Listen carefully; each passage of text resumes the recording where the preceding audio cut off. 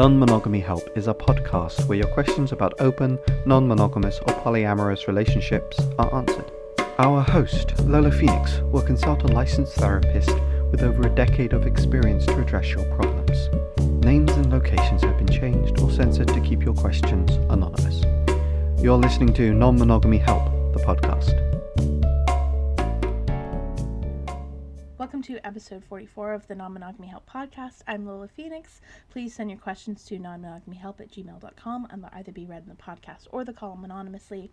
If you want to read the columns and listen to the podcast, you can go to nonmonogamyhelp.com. Subscribe to our email newsletter by going to go.nonmonogamyhelp.com/email. And you can follow us on Twitter at nonmonogamyhelp.com, or at nonmonogamyhelp rather. If you want to support the columns and the podcast, I'd really appreciate if you become a patron. Even $1 a month really helps towards all the costs to running the podcast and the columns, and it shows a general vote of support. If you donate $5 or more a month, your name, with your permission, will be read at the end of the podcast. You can do that by going to patreon.com/Lola Phoenix. Let's get to this week's discussion question. If this is the first time you're hearing this, every week before I read the letter, I put forth a discussion question that you can use with your friends and your partners and anyone else to get to know them a bit more. I also answer it myself briefly to give you a little bit of context. This week's discussion question is: what often impairs your decision-making process? Lack of confidence, impatience, desire to please, overexcitement, etc. I think that what often impairs my decision-making process is over-obsessing about every single potential way that something could go wrong or not, basically go wrong. I'd like to say go right, but it's mostly just go wrong. And that often makes it really hard for me to make a decision about anything. Yeah, that's kind of where I'm at with that. Very short answer because I know what impairs me. All right, let's get to this week's letter.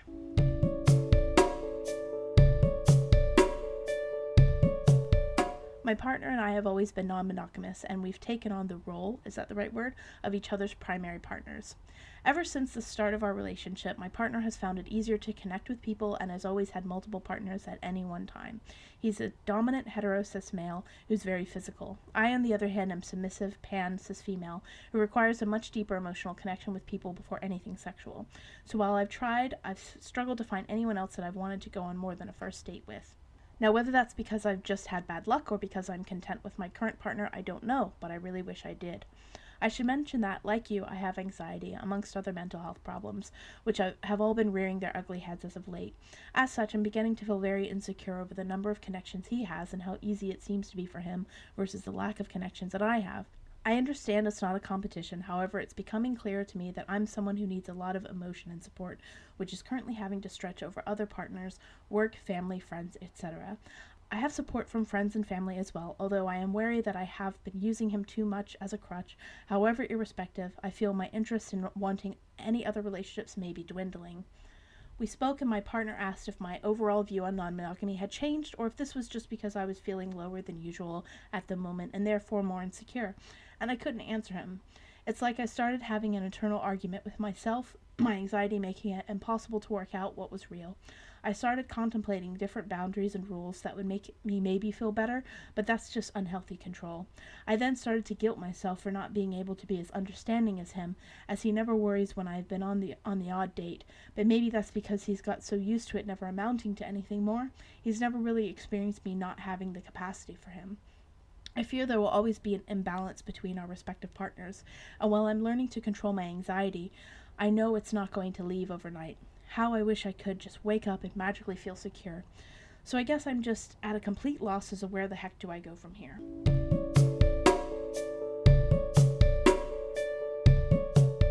Before we get to this week's answer, I'm going to quickly plug this episode's sponsor, BetterHelp. Quite often in a lot of my columns and podcasts, I advise people to seek a polyamory-friendly therapist. For a lot of people, finding a locally funded therapist that can support polyamory is impossible or out of their budget. BetterHelp allows you to find therapists online that you can send messages to at any time of day, and they do offer some financial aid for folks. So you can also get 10% off of your first month using the promo code Non-Monogamy or going to betterhelp.com/non-monogamy help. Let's get to this week's answer.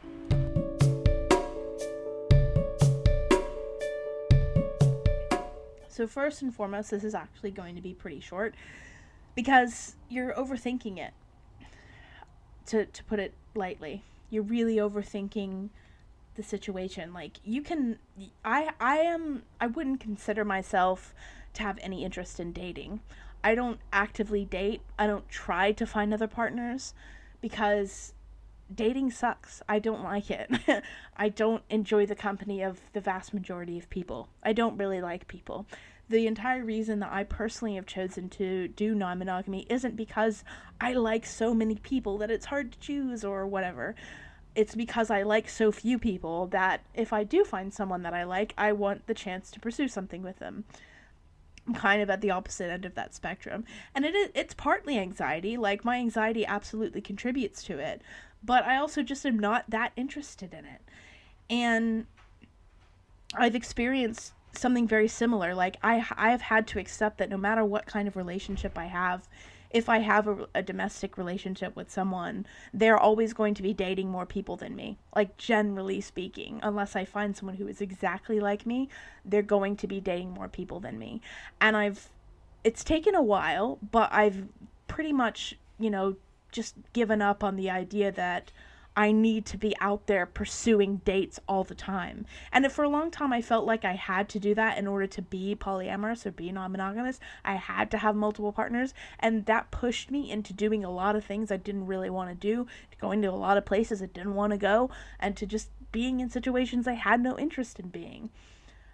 And it also pushed me to feeling quite jealous that, because I assumed that other people, my partner having more connections with me somehow must be that they're better than me in some way. And, it's hard to work through those feelings, but you could spend the rest of your life never, finding another partner other than the person that you're with. It doesn't make you any less or more polyamorous than anyone else. Like, you're going to feel a lot of pressure, and you probably are putting a lot of this pressure on yourself, especially because, like, I totally understand feeling like, my partner's kind of the only person I have to really go to, and they also have these other people, and I feel guilty about that. But, it is what it is, and at any given situation, somebody might be in the exact same situation with, like, a best friend or somebody else. And as long as you're, like, having a dialogue together about it, and as long as he's able to tell you, like, look, I'm not able to provide you with this support right now, and, you said you had friends, you said you had other people, so you're not completely and utterly alone. I think that it's just about keeping that in mind and having that dialogue, and it doesn't have to be this big thing that's weighing over your head. It's kind of like, think of it if you were in a monogamous relationship and you were with somebody and you both owned a house and you had a mortgage and all this other sorts of stuff, and then your partner lost their job, and then you had to be the primary breadwinner for a while. Like, you're going to acknowledge that situation isn't obviously ideal, or that, your partner may be relying on you economically more than is maybe something that you want, but it doesn't have to be a relationship ending thing. And I think as long as you were kind of conscious of it, and as long as you are willing to as long as you're willing to give your partner space if he needs it, and understand that he might be a bit over capacity, then I don't see what the big issue is. It seems like you're able to have discussions. It seems like you're able to talk to one another, and mostly it's just you beating yourself up. Mostly it's you, because you're having this kind of internal argument with you and with yourself, and you're trying to be like, oh, should I, create these boundaries and rules and and then you realize that that's not going to fix the situation, but then you're still beating yourself up and guilting yourself, and, oh, he has no problem with everything and I need all the support. It is what it is. Different people have different constitutions for things, and, human beings are an interdependent species. Contrary to what, and I'm assuming that you grew up in a similar culture to me, and if I'm wrong, then I apologize, but we live in a culture that encourages individualism to the point that it's so often, especially if you are a woman, especially if you're told by society that, or you get the message from society that, you can be too needy, you can have too many needs. And we sort of think that we need to be these individual islands where we don't rely on anybody and we never need to ask anybody for help. That message gets really grained into us. But we're an interdependent species. It's there's a reason why solitary confinement is a form of torture, because we need one another. We need to talk to people. We need to be in communities. We need to be, cared by others. It's a human need, and that's okay. And he may not need that much support from you right now, but that doesn't mean that there's anything wrong with you or wrong with him or wrong with the situation. I have kind of just accepted at this point in my life, like, if I find another partner, like I've had dates and things like that, but I've got one domestic partner and I've had some chances at things, but nothing's really stuck.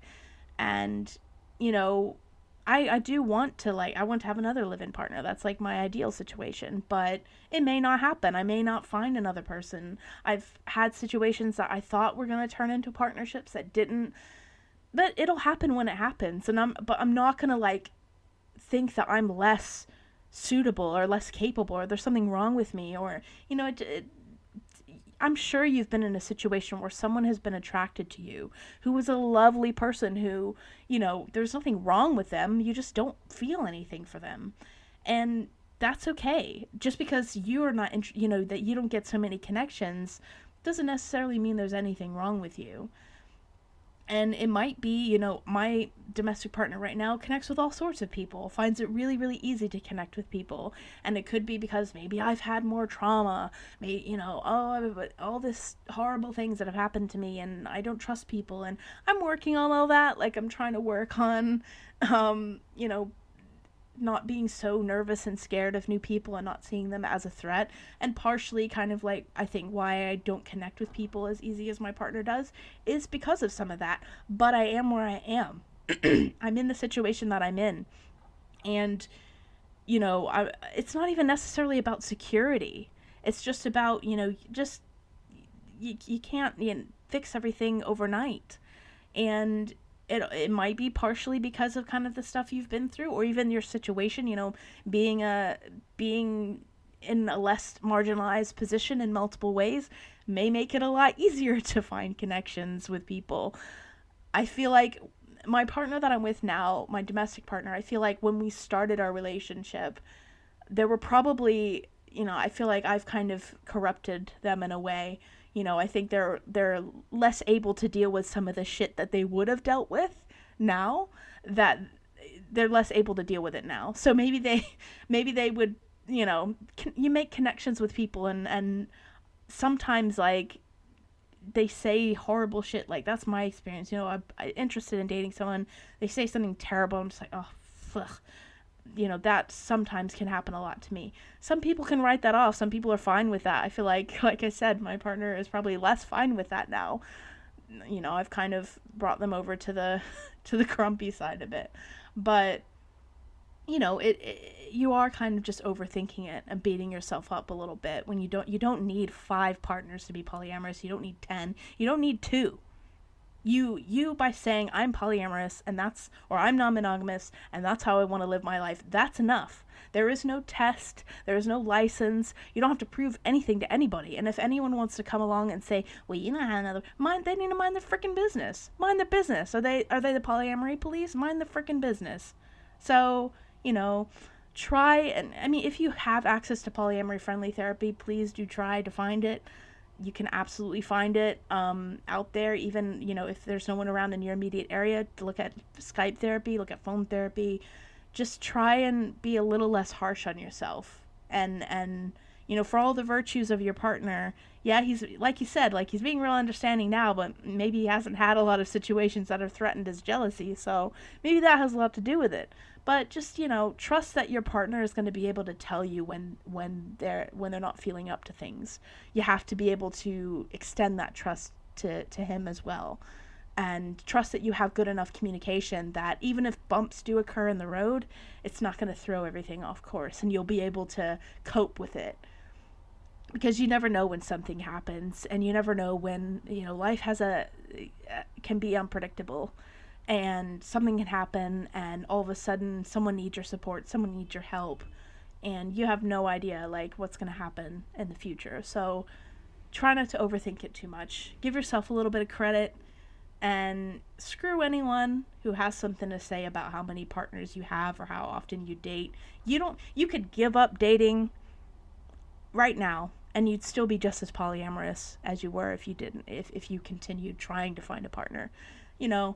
My position is just let it happen, and maybe adopting that position will, it'll take some of the pressure off of your shoulders to find somebody else so that you can have someone else to rely on or whatever. Just it'll happen when it happens, and just let it happen. Okay? I hope that helps, and good luck.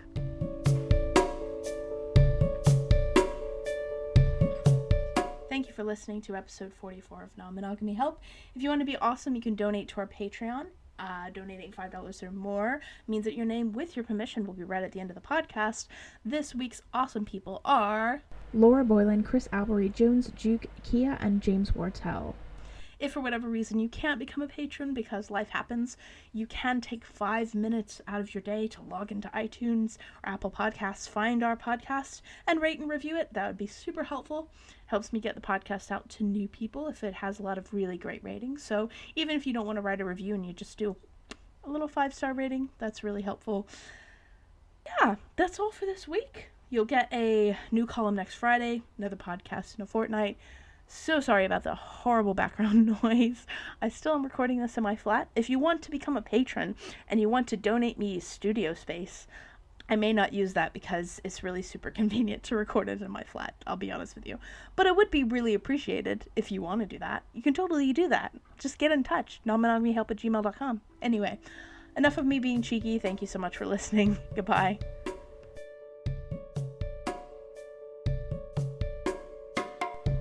You've been listening to Non-Monogamy Help. Our podcast music has been provided by Chris Albery Jones at albery-jones.com, and the art was made by Dom Jung at domduong.com. Thank you for listening.